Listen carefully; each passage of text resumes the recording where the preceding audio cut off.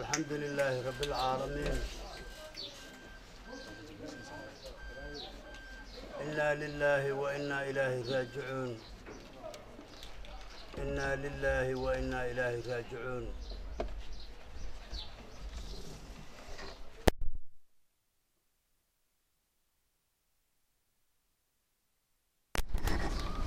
مصيبتي كدعدي مقالة مقدشو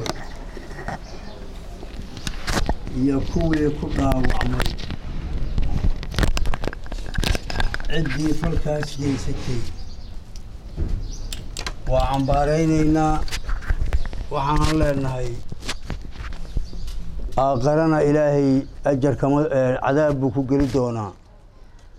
الدون كان إنكار بين لكل من عدي سميسي عدي كدن بيس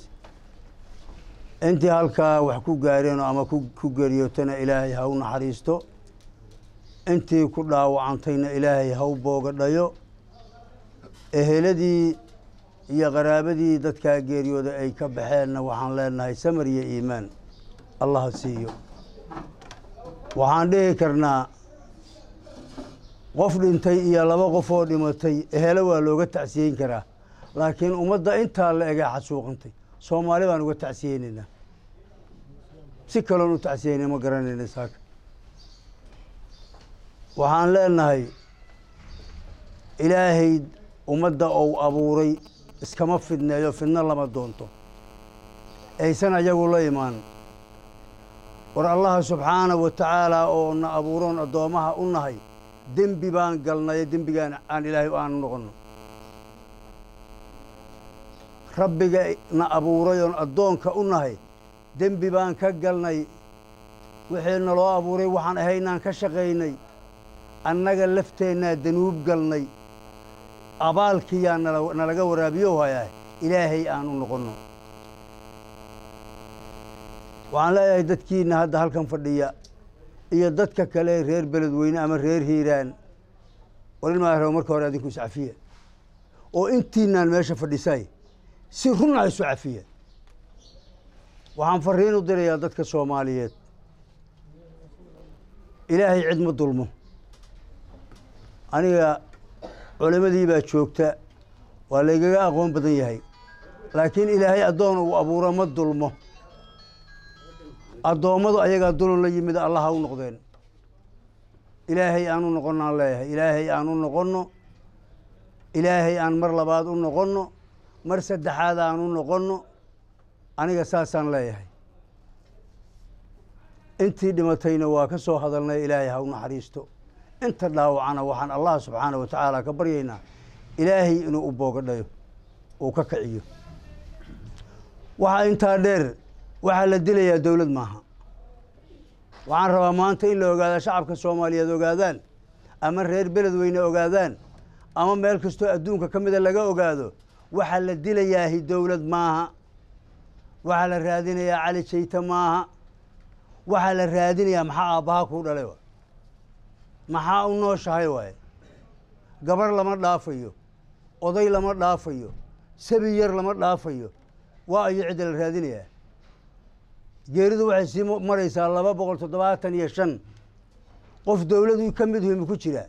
haduu ku jirana waa hal iyo laba madaxweyne lama dilin gudoomiye baarlamaan lama dilin xildhibaan lama dilin wasiir lama dilin yaa la dilay dad masaakiina oo jidka bijaaj mid wata iyo mid shidaal gadanaya iyo gabar yar adeeganaysa la dilay war waxa la dirirayaa ma aha dawladda Soomaaliya waxa la dirirayaa iska hortaga hal laga hortagaan idin leeyahay kullay waa la dhimanayaa si xayaataha loo dhinto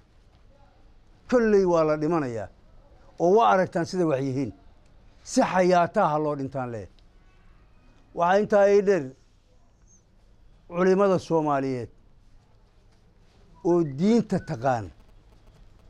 oo Ilaahay wax baray war ahkaamta islaamka ma ku jirtaa in dad muslima saa loo laayo yaa wadeeru ma hadlaan culimadu ma hadasho culimadu ma banaanka u soo baxdo culimadu da'yarta Soomaaliyeed ee la duleysanayo ee nooca loo isticmaalayo ma banaanka inta u soo baxaan hadlaan maxaa ku dhacay culimada waxaan dhaliilayaa culimada Soomaaliyeed waa dhaliilaynaa sababtu tahay ilaahay baan ugu dhawaanayay inta la laayo ilmo iyo dumar iyo masdad masaakiina inta la laayo in la yiraahdo Allahan ugu dhawaanayay culimadina ay ka jawaabi weyso oo arintaas la cadeyn waayo ma saxba war culimada waxaan leenahay masaajidda ka soo baxeen war dulun baa socday dulunka ka hortageen war dadka da'yarta oo la duleysanayo ha ka hor yimaadeen waxna ha u sheegeen war diinta ha fidiyeen diintii waxay noqotay wax ninba jeebku in soo gashtay dadkiina diinta ma wada yaqaano culimadu diinta xaq ah banaanka la yimaadeen banaanka soo istaageen hana ka hadleen waxa jira waxa sharciga islaamku ka qabo waxaan oo kale hadii la arkaa sheegeen saaka maxaa noo banaan waxay noo banaano diintu qabto waa inay noo sheegaan waa inay banaanka yimaadaan culimada Soomaaliyeed qaasatan kuwa reer Hiiraan ama reer Beledweyne fariintaasan saaka u dirayaa waa ka codsanaynaa ayaga diinta yaqaana ilaahay waxbuu ku weydiin doonaa haday arrinkaas oo jira guriyaha kula jiraan oo aysan banaanka iyo masaajidda kala soo bixin oo aysan muxaadarooyin qaban oo aysan fagaaraha soo istaagin aakhiri ilaahay waxbuu ka weydiin doonaa anigu waxaan leeyahay culimada Soomaaliyeed banaanka ha timaado waxa xaq u yahay ha sheegto waa xaq u yahay soo lama dhihin qof muslima qofkiisi ula kaca u dila soo ilaahay ma caday waxa qofkaasi jisadiisu tahay yaa oo 275 qof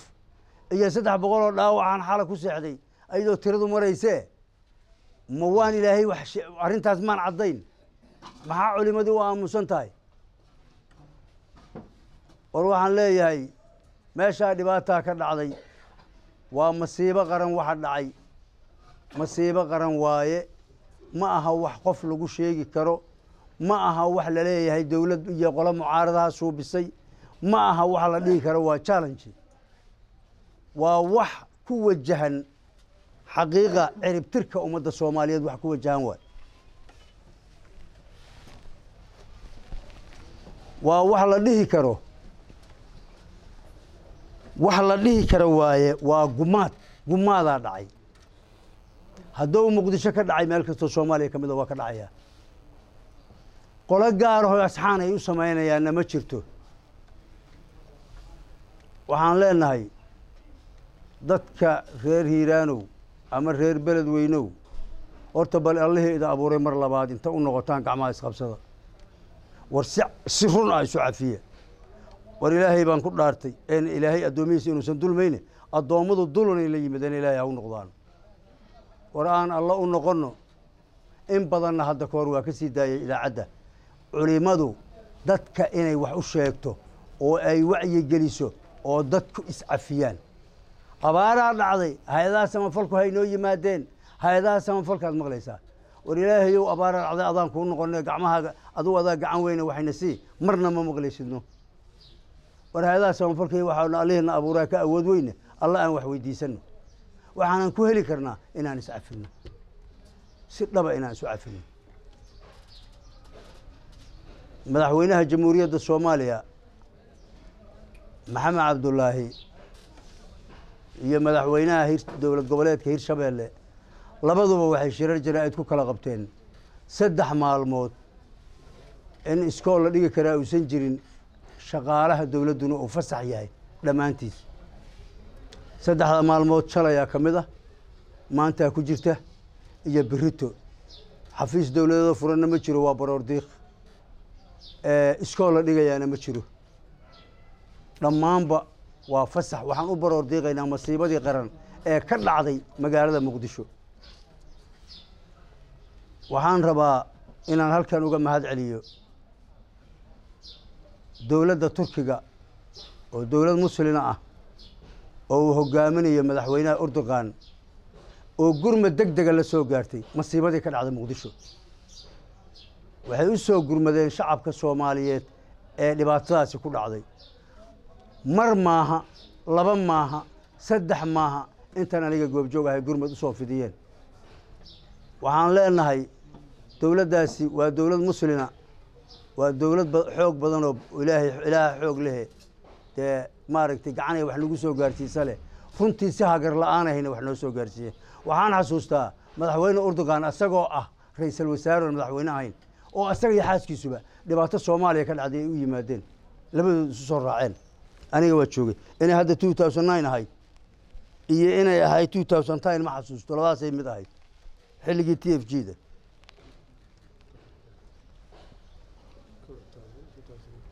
waxaan leeyahay marka waa u mahad celinaynaa madaxweynaha iyo dowladdiisaba waa u mahad celinaynaa waxaan hadalkayga ku soo xirayaa mar labaad iyo mar saddexaad iyo mar afraad walaalayaalaan iscafina ilaahayna aanu noqono walaalayaalaan iscafina ilaahayna aanu noqono walaalayaalaan iscafino ilaahayna aanu noqono wa innaa lillaahi wa innaa ilaahi raajicuun waxaan idinka codsanayaa intiina muslima inaad faataxada u martaan dadkii ku geeriyooday masiibadii ka dhacday magaalada Muqdisho iyo kuwii ku dhaawacmay faataxada inaad u martaan. Assalaamu calaykum.